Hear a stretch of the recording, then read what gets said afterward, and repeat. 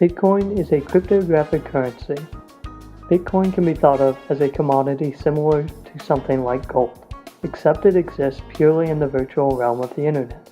No, Bitcoin is not a physical object, but like gold, both have value only because society has confidence that they will have value over time.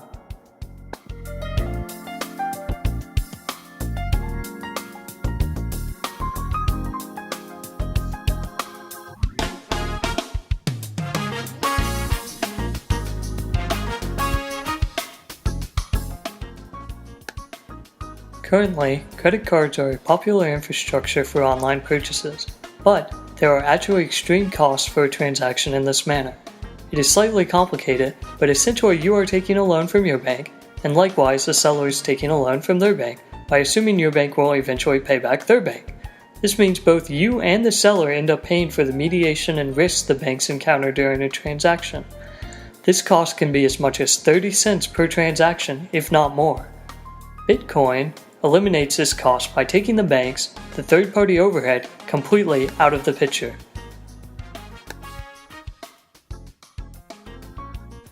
The nice thing about Bitcoin's infrastructure is that the system is a peer-to-peer distributed network. This means there is no single party with ownership over the network, so no banks are charging a fee every transaction. Instead, users are incentivized to provide their compute power towards maintaining the system through a process called mining.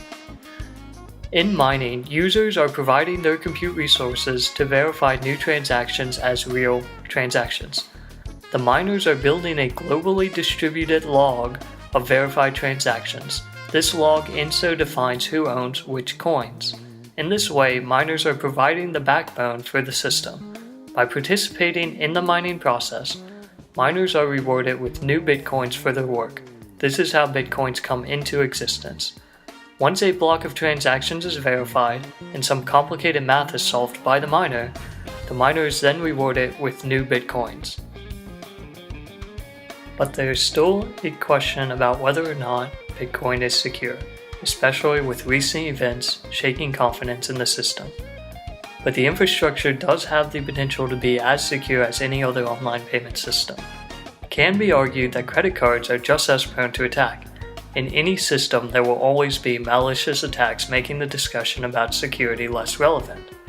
It is only important to say the Bitcoin network is reasonably secure compared to other systems we have today. There is also concern about the speculative value of Bitcoin. Many worry that it is a bubble and that there is no real value in the Bitcoins. But we have seen that Bitcoin is a solution to a real need by reducing the third-party cost of transactions.